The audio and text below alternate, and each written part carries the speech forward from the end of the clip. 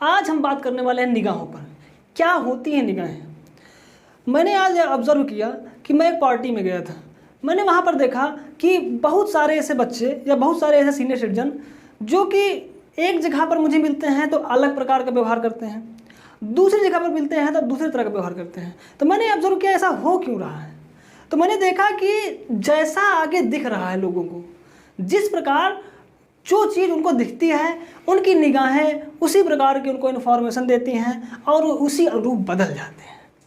फिर हमने और डिटेल में स्टडी किया, फिर मैंने बैठकर इसी बात का पूरा घंटों पूरा विचार विमर्श किया, लोगों के साथ बातचीत की। देखा, मैंने सोचा कि इसका निष्कर्ष निकाला जाए, क्या निकलता है इसका निष्कर्ष। तो मैंने देखा कि कोई भी व्यक्ति कितना भी मोटिवेट रहे ना, तो जब देखेंगे कि वो किसी पार्टी में गया है और वो पार्टी ऐसी कि रंगीन हो, वहाँ पर बिल्कुल हसीनाएँ हों, फिर देखते हैं कि वो व्यक्ति जो कि एक समय पर मुझे उपदेश दे रहा था, बेटा ऐसा करो, वो व्यक्ति वहाँ पर रंगीनियों में बिल्कुल मदमस्त हो चुका था।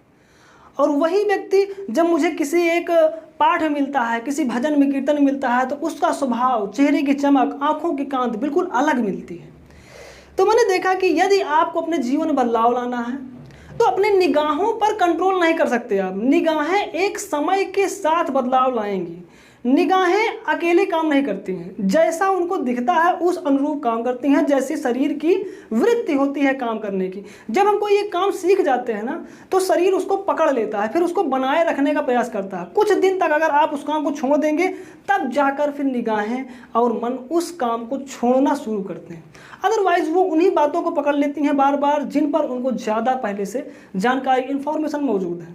या फिर बहुत बेहतरीन तरीके हैं इन निगाहों को बचाने का या निगाहों के उपयोग के। आप अपने आप को ऑब्जर्व करें कि आप अपने आप को लगाना कहाँ चाहते हैं, निगाहें टिकती कहाँ हैं। मैं आपको बताता हूँ, हसीन कन्या दिखेगी, निगाहें आपकी औकात नहीं है कि रोक लें। मान लीजिए आप बहुत बेहतरीन इंसान हैं, तो आप इतना ज़रूर कह देंगे कि वाह क्या खूबसूरत अदा है, इतना कह के आप आगे बढ़ जाइए। अदरवाइज आपकी इतनी क्षमता नहीं है कि आप वहाँ पर कहें कि अरे कुछ नहीं है। बहुत सारे लोग ऐसे होते हैं, अरे कुछ नहीं है, छोटी मोटी बात है, अरे बहुत सारी आती हैं। ऐसा कुछ नहीं है। हसीन है तो दबाओ मत, लेकिन यह है कि वहाँ टिक भी मत जाओ।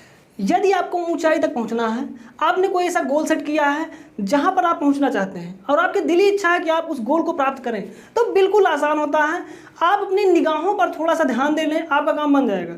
आपका गोल क्यों छूट जाता है? क्योंकि आपकी निगाहें आपका साथ नहीं देती हैं। आप चाहते हैं कुछ और, सामने जैसे कुछ और आता है, आप उसी अनुरूप होने लगते हैं। आपके कंट्रोल में बातें नहीं हैं, इसीलिए ऐसा हो रहा है।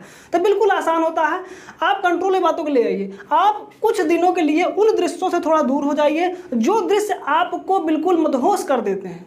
बहुत हमेशा के लिए मैं नहीं कह रहा हूँ, लेकिन कुछ दिनों के लिए आप अपने काम को इतना समय दें जितना कि आप किसी और काम को देते हैं।